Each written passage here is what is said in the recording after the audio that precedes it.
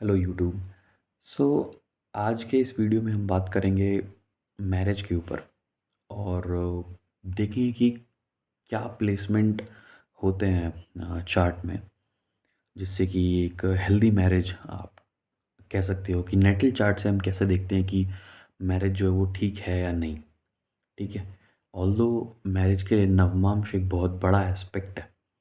ठीक है। मैं उसको भी थोड़ा बहुत कवर करने का ट्राई करूँगा, बट एक नेटल चार्ट से हम कैसे डिफाइन करते हैं कि इसका मैरिज का फ्लेवर कैसा रहेगा और राहु केतु का क्या इंपॉर्टेंस है। So 3 things that we will discuss.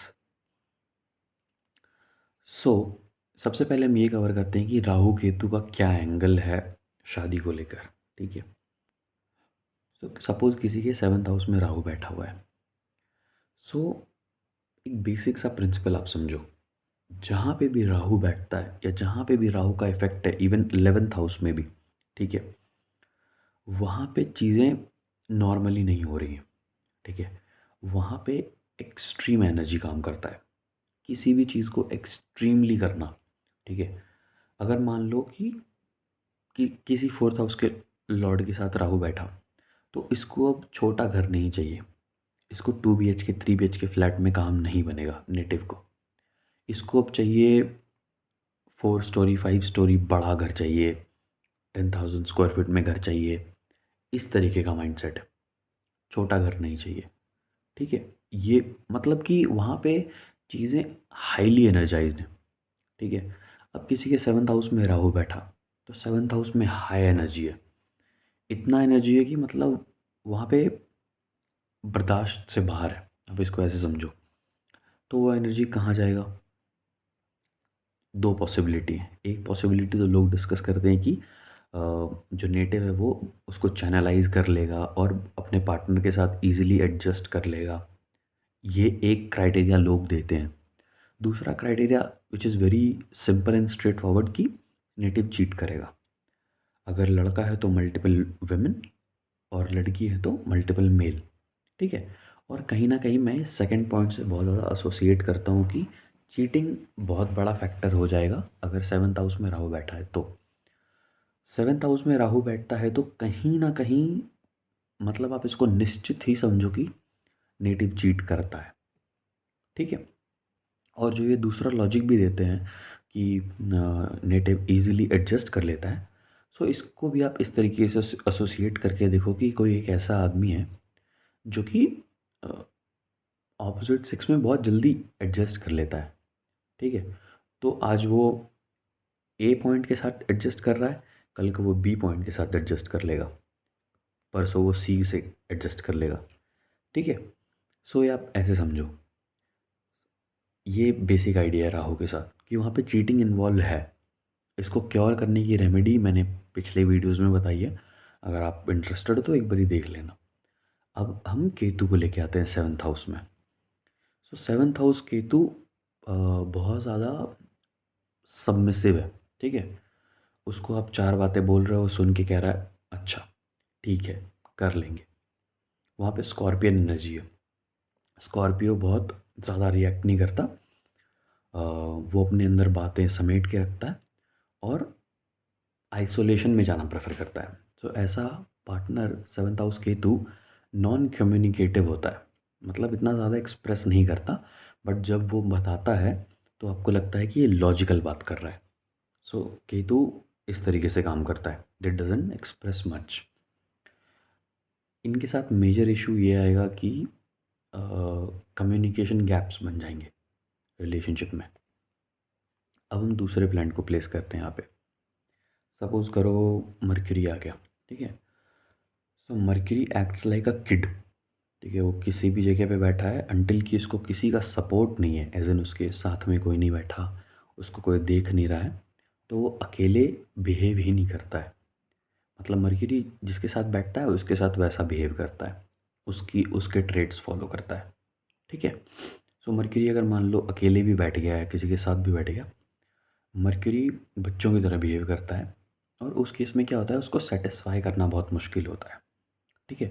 सो किसी के 7th हाउस मरकरी है, it is very hard to satisfy them. उनका हमेशा कुछ ना कुछ रिक्वायरमेंट होता ही रहेगा और इस वजह से मैरिजेज में इशू होती हैं। ये मर्क्यूरी की ट्रेट है। सपोज हम किसी और को ले ले, सो 7th हाउस सन मान लेते हैं, ठीक है, सूर्य 7वें घर में।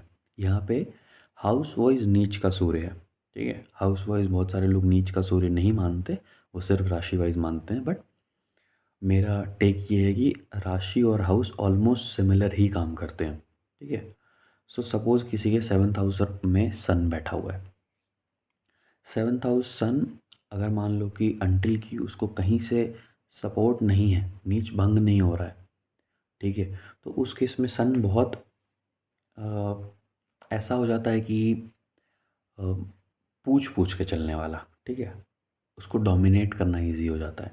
बेसिकली सन 7th हाउस में इसलिए नीच का है क्योंकि राजा अब उस अवस्था में है जहाँ पे वो अपनी रानी से मिल मिल रहा है, ठीक है, मतलब वो अपने अपने ही स्पेस में है। सो ऐसे लोगों के साथ जो क्लासिकल टेक्स्ट हैं वो ये कहती हैं कि इनको इनके साथ ये बहुत मेजर इशू होता है कि मतलब एक एक डर बना होता है कि ये इंटीमेट सिचुएशन में पकड़े जाएं, ठीक है, अपने पार्टनर के साथ। सो ऐसे लोगों को सजेस्ट किया जाता है कि दिन में किसी भी तरीके का इंटीमेट सिचुएशन में इन्वॉल्व ना हो, इससे सूर्य और पीड़ित हो जाएगा। सो यहाँ पे सन का एजेंडा ये है कि या फिर आप कह लो कि सन इस तरीके से बिहेव कर रहा है कि उसको दूसरों की राय लेनी है, सबको साथ लेकर चलना है, और इस तरीके से सन एक्चुअली काम करता नहीं है। सूर्य राजा है और किंग को चाहिए कि वो अपने डिसीजन खुद ले। यहाँ पे आप देखोगे कि अगर सूर्य बहुत ज़्यादा पीड़ित हो जाए तो इंसान सोता है तो उसके मुंह से लार निकलने का एक बहुत बड़ा इशू देखा गया है सन 7th हाउस या 7th हाउस या फिर आप लीब्रा कह लो, ठीक है। तो सूर्य यहाँ पे पीड़ित हो जाता है, इसको चाहिए सपोर्ट। तो इसके लिए आप ये कर सकते हो कि एक कॉपर का छल्ला या फिर कॉपर का रिंग अपने अनामिका यानी रिंग फिंगर में पहन लो, या फिर एक कड़ा पहन लो, ठीक है। दूसरे प्लेनेट को लेकर आते हैं, यहाँ पे मून लेकर आते हैं। सो मून अपना डिसीजन मेकिंग पावर है नहीं मून के पास, ठीक है। Moon it is very easy malleable planet आप कह लो, मतलब उसको जैसे चाहे वैसे मोल्ड कर सकते हैं। मून ऐसा है, बहुत जल्दी अफेक्टेड हो जाता है किसी चीज़ से। आज इसको आज इसको मान लो टेडी बियर दिखा तो अभी टेडी बियर चाहिए, 2 मिनट बाद इसको चॉकलेट दिखा तो चॉकलेट चाहिए। मतलब इन शॉर्ट अपना डिसीजन मेकिंग पावर नहीं है। मैं बस एक एग्जांपल दे रहा हूँ। सो इस केसेस में मून को टैकल करना थोड़ा मुश्किल होता है। मून मून क्योंकि एक ल्यूमिनरी है, एक रानी है बेसिकली चार्ट में, तो इसको टैकल करना थोड़ा टफ होता है। 7th हाउस में मून उतना, मतलब आप जब इसकी दशा आएगी तो आप देखोगे कि जो नेटिव है वो खुद से अपना डिसीजन नहीं बना पा रहा, दूसरे लोगों में इन्वॉल्व हो जा रहा है।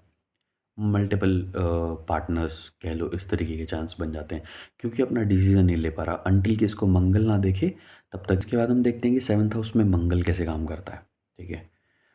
7th हाउस मंगल बहुत कॉम्प्लिकेटेड पोजीशन है। सो यहाँ पे 7th हाउस मार्स का बेसिक ट्रेट होता है कि आप देखोगे ये प्लेसमेंट आपको इसलिए मिला है क्योंकि आपने किसी की शादी में बहुत लड़ाई कर ली थी पिछले जन्म में। सो इस जन्म में आपके शादी में लड़ाई होगी। सो आपके स्पाउस के साथ आपकी मार पिटाई दिखेगी आपको। और मैंने लगभग लगभग चार्ट में देखा है कि 7th हाउस मंगल है तो मेजर लड़ाई है, ठीक है। वो लड़ाई दूर से दिखता है, इतना प्रोमिनेंट होता है 7th हाउस मार्स के साथ। अ, यहाँ पे चाहिए कि दोनों जो स्पाउस और जो पार्टनर है, मतलब जो नेटिव और उसका स्पाउस है, वो साथ में कोई फिजिकल एक्टिविटी करे, जिम करे, रनिंग करे, इस तरीके की चीज़ें। यहाँ पे मार्स को चाहिए डोमिनेशन। मार्स एक बहुत इगोइस्टिक प्लेनेट है, दो उसको चाहिए कि मेरा डोमिनेशन प्रूव होते रहे हर पॉइंट ऑफ टाइम पे। अगर आप वो नहीं कर रहे, या फिर आप मेरी बात मान लो मेरे 7th हाउस मार्स हो गया इनकेस, अगर आप मेरी बात नहीं मान रहे हो तो मैं फिर उसको ज़बरदस्ती या किसी तरीके से मनवाने की कोशिश करूँगा और लड़ाई होगी। तो 7th हाउस मार्स इस तरीके से काम करता है। यहाँ पे लाते हैं हम जुपिटर को। सो जुपिटर यहाँ पे 7th हाउस में आप कह सकते हो कि नेटिव के लिए, मतलब अगर मेरे 7th हाउस जुपिटर है तो ये नेटिव के लिए बहुत बढ़िया है, ठीक है। बहुत शानदार ब्रेन देता है क्योंकि लगन पे दृष्टि पड़ती है जुपिटर की। 11th हाउस में और 3rd हाउस में दृष्टि पड़ती है, तो इनकम और आप कह लो कि सिबलिंग्स बहुत अच्छे देते हैं, बड़े भाइयों से बहुत फ़ायदा होता है। But when it comes to marriage, so बृहस्पति का एक बहुत बढ़िया नियम है कि बृहस्पति जहाँ बैठता है वो भावनाश कर देता है। भावनाश मतलब क्या, कि वहाँ पे आपको फल नहीं मिलेंगे, वहाँ पे उतना अच्छा फल नहीं मिलेगा आपको, इश्यूज मिलेंगे, ठीक है।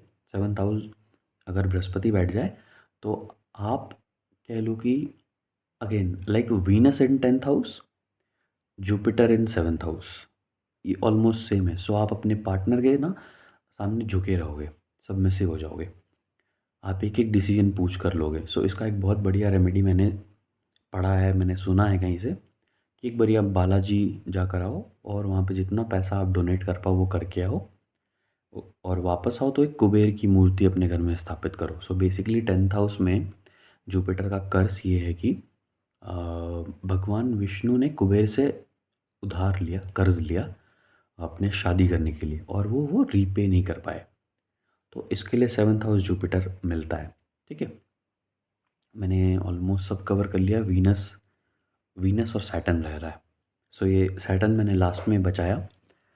वीनस इम्पॉर्टेंट इसलिए है, 7th हाउस में वीनस बहुत कॉम्प्लिकेटेड है। सो दो कि 7th हाउस में वीनस अपना ही स्वगृही हो गया अपने घर का, बट वीनस यहाँ पे आप कह लो कि एक बढ़िया स्पाउस तो देता है, ठीक है, बट इशू है कि सामने वाला पार्टनर और अच्छे की तलाश में होता है। अगर यहाँ पे वीनस को थोड़ा भी अफ्लिक्शन हो जाए तो यहाँ पे वीनस एफर्ट नहीं लगाना चाहता, बट मैरिजेस चाहिए कि एफर्ट कंटिन्यूस होते रहे, ठीक है। और वीनस यहाँ पे मतलब वीनस जहाँ बैठता है वहाँ आराम चाहता है, वहाँ पे वो ट्रस्ट से काम करता है, ठीक है। अगर वीनस को अफ्लिक्शन है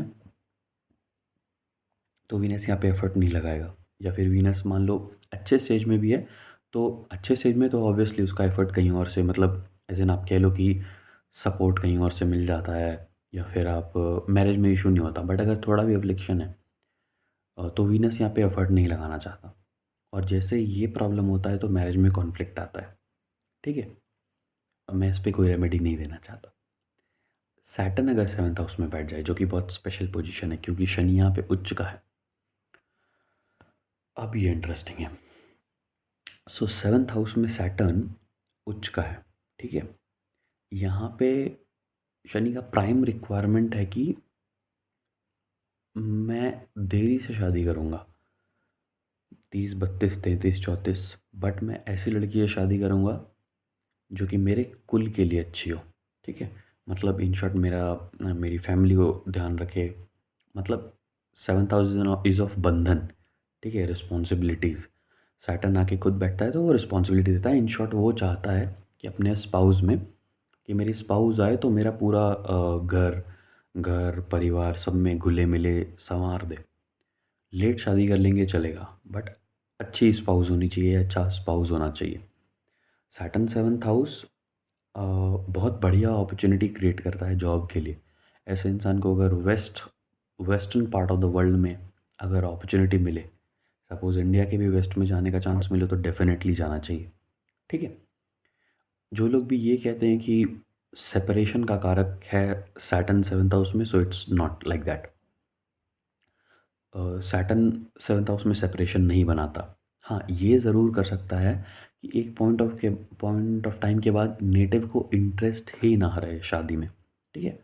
सो जब कभी भी नवमांश में सैटर्न की कोई भी साइन आएगी, एक्वेरियस या फिर आप कह लो कैप्रिकॉन, सो नेटिव जो है वो शादी में इंटरेस्टेड नहीं होगा, वो इमोशनली बहुत ड्राई हो चुका होता है, ठीक है। वो कहता है कि हमको शादी करने की ज़रूरत ही नहीं है, मेरा मन ही नहीं है, क्या मिलने वाला है शादी से, ठीक है। ये ट्रेट है। नवमांश में जब कभी भी मर्क्यूरियन साइन आएंगे लग्न में, ठीक है, उस केस में जो नेटिव है वो कहता है कि लेट्स ट्राई, नया है कुछ, ट्राई करके देखते हैं, शादी करके देखते हैं कैसे होता है। ये ट्रेट होता है मर्क्यूरियन साइन का। सन आ जाएगा तो again it's already self explanatory कि वहाँ पे वो चाहिए कि I will rule the game, ठीक है, इस तरीके से। एक और बहुत स्पेशल कॉम्बिनेशन है जो शादी के लिए बहुत इम्पोर्टेंट है। जब कभी भी लगन का मालिक आके सातवें में बैठ जाए या सातवें का मालिक आके लगन में बैठ जाए, तो ऐसा इंसान अपने स्पाउस पे डोमिनेंस क्रिएट करना चाहता है और एक टाइम के बाद वो क्रिएट कर भी लेता है। ठीक है, बट इससे शादी कहीं ना कहीं रूइन हो जाती है। So if you have this kind of placement, थोड़ा सा आप ध्यान रखो कि कैसे उसको इम्प्रूव करना है। जो भी मैं से रेमेडी बन पाएगी मैं आपको कमेंट्स में हेल्प करूँगा। You drop me a text, I will revert it back.